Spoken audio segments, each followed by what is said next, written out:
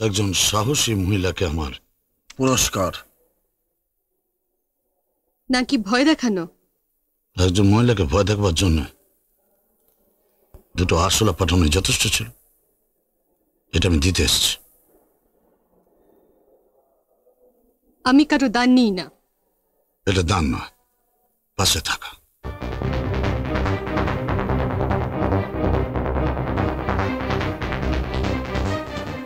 কে আমার পাশে থাকবে আর কে থাকবে না সেটা ঠিক করব আমি।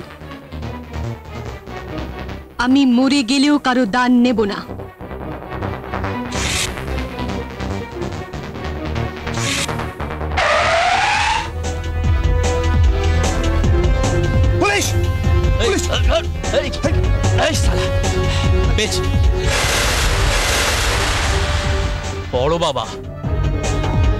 বড় বাবার ছেলের হাতে রিভলভার হচ্ছে তো। চল দাঁড়ান।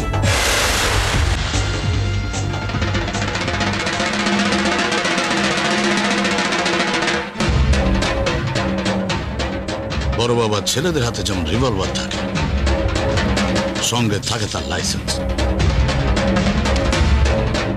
ধরো।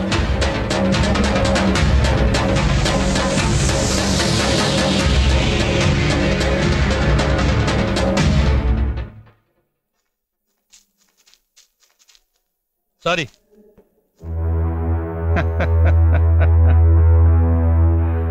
কুরেশি সাহেব, সন্ত্রাসবাদীরা কোথা থেকে জীবাণু সংগ্রহ করছে আমরা জানতে পেরেছি। মৃতদেহ থেকে।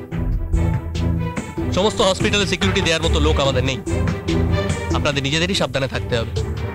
কোনো নতুন বা সন্দেহভাজন লোক দেখলে আমাদের খবর দেবেন। ফিকর মত করো বেটা, আল্লাহ মেহেরবান। চলি, আসুন।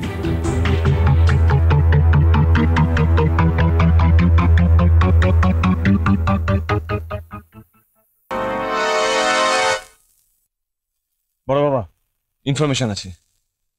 নতুন ইন্সপেক্টর গোডাউন সার্চ করবে।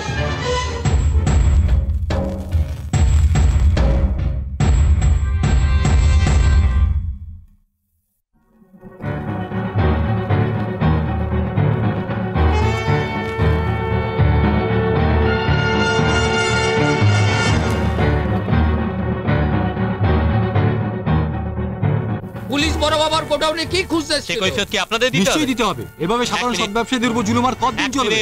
স্যার, আপনারা এইভাবে প্রশ্ন করবেন না। পুলিশকে পুলিশের কাজ করতে দিন। ওদের কাজে বাধা দেবেন। কিন্তু কমিশনার সাহেব, তার আগে যে আমার একটা প্রশ্ন আছে। বলুন, আপনার কি প্রশ্ন? আমার এই যে তালাটা ভাঙা হলো, তার দামটা কি পুলিশের তরফ থেকে দেয়া হবে? এটা অবান্তর প্রশ্ন। তাহলে এটা মুচলেখা লিখে দিয়ে যান যে এই অবান্তর কাজটা আপনারা করেছেন শুধুমাত্র আমাকে এই জনসাধারণ আর সাংবাদিকদের কাছে ছোট করার জন্য। আসলে একটা ইনফরমেশনের উপর ভিত্তি করে আমরা কিছু পেলেন না তো? তাহলে বুঝতে পারছেন আপনাদের এই পুলিশ ডিপার্টমেন্ট কতখানি অপদার্থ। স্যার, স্যার চলুন এখান থেকে। হ্যাঁ চলো। সরি বড় বাবা। দেখি একটু। আচ্ছা বড় বাবা, পুলিশের এই কাজকে আপনি কি বলবেন? কাজিয়া, সরকারের সঙ্গে কাজিয়া। আপনারা তো জানেন দীর্ঘদিন ধরে সরকারের সঙ্গে আমার কাজিয়া চলে আসছে, আর এ ধরনের কাজ সরকারের আগেও করেছে। ইরফান, তোমাকে আমি আগেই সাবধান করে দিয়েছিলাম, বড় বাবা কোনো প্রমাণ রেখে কাজ করে না। আচ্ছা সবাই ওরা বলছে আপনি নাকি সাম্প্রদায়িক। হ্যাঁ নিশ্চয়, সাম্প্রদায়িক তো বটে, তবে সম্প্রদায়ের নাম ভারতবর্ষ। না মানে ওরা সবসময় বলে যে আপনি নাকি হিন্দু মুসলমানদের মধ্যে ভেদাভেদ সৃষ্টি করছেন। ভেদাভেদ সৃষ্টি করছে ঠিকই, তবে সেটা হিন্দু মুসলমানের মধ্যে নয়, দেশবাসী আর দেশদ্রোহীদের মধ্যে। আমি বলেছি আইন নয়, আদালত নয়, দেশদ্রোহীর বিচার করবে জনতা, আর তার শাস্তি হবে 100 কোটি চর, সে হোক হিন্দু হোক মুসলমান। দেশদ্রোহীর কোনো ক্ষমা নেই।